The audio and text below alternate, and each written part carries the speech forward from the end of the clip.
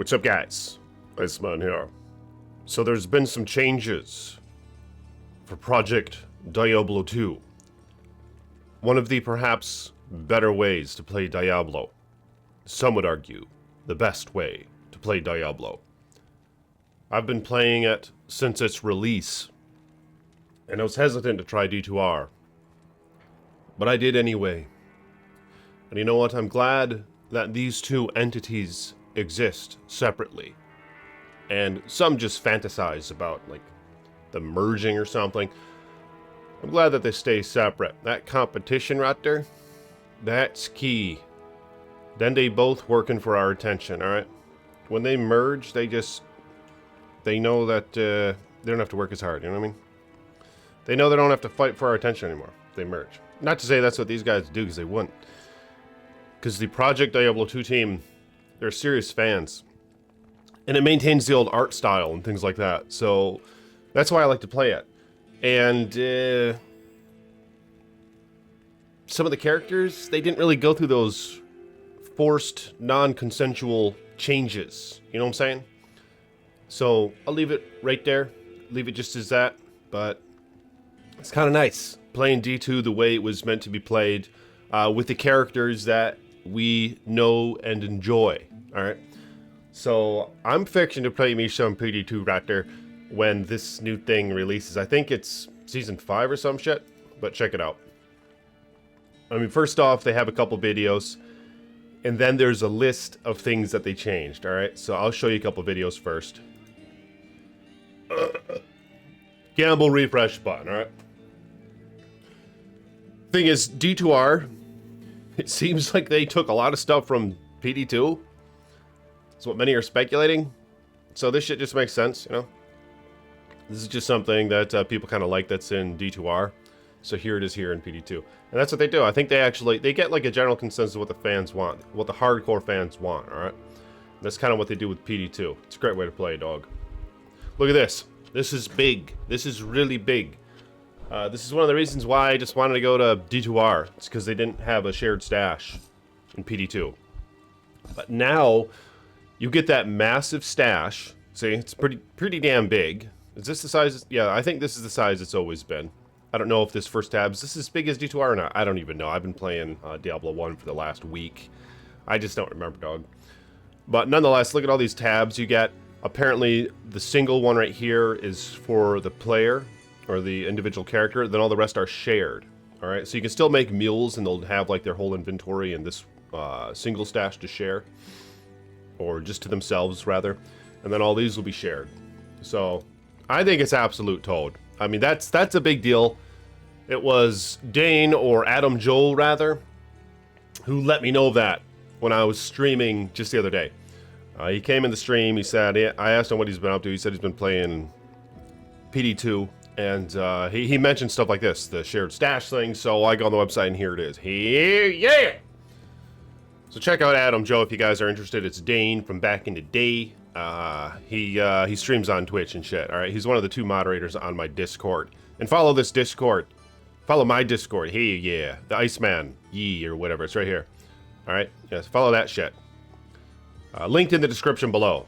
Alright? And then from there you can even check out this PD2 thing. Hell yeah! Okay, so we got shared stash. Look at this. This is something... Why the hell did Microsoft, is that who they are now? Why didn't they add this? This is what Ice Toad's been asking for. We need a fucking timer. You know? For just a lot of the skills that just don't last. That's what this is. Look at this. It shows a little indicator of how many charges you have up. And that burst of speed, it doesn't just simply, it's not just there and it disappears, but if you look closely, you can see it's actually graying out with a bar. It just lasts a long time. So you see how the one next to it is graying out. You see that? So yeah, it's an indicator of how long your charges and all this and that and the third have. So that's just what this game has been needing for a long time. And why hasn't there been any mention of that on D2R? You know, it makes me wonder, do these people play the game? I mean, I know that these guys play the game. These guys, the Senpai something and all the rest behind this mod, they play the game, alright? They're real fans of the game. So there's that going on here. And I haven't watched this one yet. A buff tracker. Don't get all excited. There's a couple new items. I don't want you to see them just yet. What the hell is this? Okay, so a buff tracker. So yeah, it has a timer for BO and shout and all that. I mean, sometimes you're playing, they have different timers, but nonetheless, we still need to know how long does the damn timer have left. You know, it's tedious when you just gotta cast it just because you don't really know how much longer it has left. So this is awesome. Look at this timer for all that shit. For Cyclone armor, are you kidding me, dog? Cyclone armor, bone armor, because he has the little things that casted on this character. Little items or whatever. Yeah, the shout, the BO, the other thing, you know, the other thing. This is great. Yep. Yeah, this is cray. I'm going to do a Slamfest video with Conway in a minute here. So stay tuned for that. Conway is one of my longtime patrons. Thank you for your support, Conway. May your finances be blessed. And if you guys want to support Ice Boy on Patreon or become a channel member, hit the join button or the first link in the description below. Check those out. Appreciate you guys for supporting the Ice Toad. So I haven't checked these out yet. What the Blood Toad? Right, Crusader, because there's no unique Crusader gauntlets in the game. Is this, I don't know if these can just be found throughout, or at least from a boss or something, you know, because they came up with some other items last season that you find from Rathma. Some hard, I was scared. I wasn't going to try to face it. I was going to get my ass kicked. And apparently there's a new Uber even added in this Season 5 of Project Diablo 2 is what it is. And this goes in seasons as well. I think the seasons are 4 months generally. But this one's a little weird because I think they're working kind of with the whole D2R season release and all that.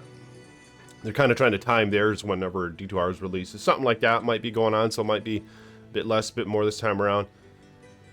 But okay, so these are Crusader Gauntlets. They're called the Occultist.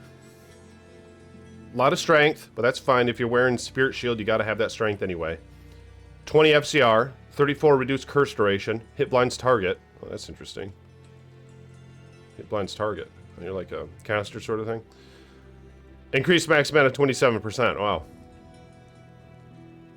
I mean, that's kind of like Mage Fist and freaking Frostburns right there. That's pretty cool. Colossus Sword. See, because there's a lot of uniques that they just didn't add as uniques. There's a lot of item bases, like elites, that they just didn't make unique things up. Like an Archon Plate is one example of many. You know what I'm saying? I don't know if they have a unique Archon Plate here. They might not. I assume these can be found anywhere like 85 plus areas, but I don't really know that if these are boss only items or whatnot. It didn't really seem to describe that. Odium, Colossus Sword. Look at the epic, look at the art. It's absolute toad. Melee attacks, okay, they all have the splash. So 65 IAS. A nice damage range. 35 to minimum damage, that's big.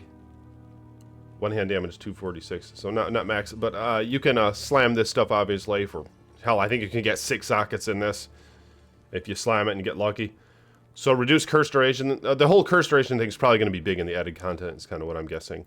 But it's nice regardless. You know, you get your decrepify down, amp damage on your character, low res, all that other shit. So decent cold damage after demon kill and a nice negative requirements. I'm guessing these can just be found anywhere in 85 plus. Hell yeah. Matriarchal Pike. Look at that slug. Zere's Resolve. Level 28. Holy Shock when equipped. Holy toad. You could use this for like a Charge Strike / Lightning Strike. Amazon, I'm guessing. Maybe an alternative to Infinity. Because I think you can still make Infinity and Spears on PD2. Because they did that last season. Up to 3 to 4 to Amazon skills, not just Javelin and Spear, but Amazon. 20 IS, nice damage. 2 to Valkyrie, plus 2 to Joust. That's a Paladin skill. Yeah, you teleport to your enemy and hit him. So this is going to be an embedded teleport on the Amazon, basically. Well, it's not basically a teleport. It's you have to do it onto an enemy. You know, so it's like Dragon Flight for the Assassin. It's just like that. So that'll be very nice, you know, going across the river in the Cast Sanctuary. Nice lightning res. Hell yeah, dog. Hell yeah, dog. Gonna make a toad thumbnail with this shit. Are you kidding me? They have these? Okay, they nerfed them a little bit. These are after like the some hacked item or some shit. I don't know if it was originally in the game. Merman Sprocket.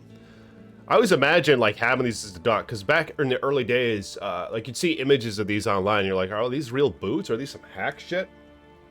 So hey, yeah. So they got them in the game, nerfed them just a little bit. They had like some crazy stats on a ton of magic absorb or some shit. But nonetheless, yeah, they give you a nice 60 FRW for the 80 cooldown. It'll be fun to find this stuff, man. Regenerate mana 14%, 75. Who gives it? Nobody really gives much of a total about stamina. That's interesting. But I mean, you get a lot of FRW, you know. I mean, that's a lot. You know, that's 20% more than like the maximum in the game. Because 40 is what we generally would see, right? We don't see 50 on. Yeah, we see 40. I still. Yeah, you know Diablo. We see 40 is maximum we get. It's not 50 on Older's boots. No, it's 40, dog. Okay, so martyrdom. I think that's what that shit's called. A martyring shit. All right, so an overseer skull. Some high-end stuff here. All right, 15% chance to cast level 35 bone armor on striking. What the blood toad? Hey, yeah. Corpse explosion radius increased by 2 yards. Oh wow, look at this. 2 to 3 to necro skill levels. 35. This is a good one. Call the corpse explosion. I don't know if I'll be using that on PD2, but nonetheless. Poison damage. 2 to poison strike. What the blood toad? These on poison dagger, necro, and shit. Although I think poison strike can be used with various weapon types. Some high MDR. A very high damage taken gained as mana when hit. So yeah, I mean, interesting shield right there. And here are the changes. All right, that was kind of small.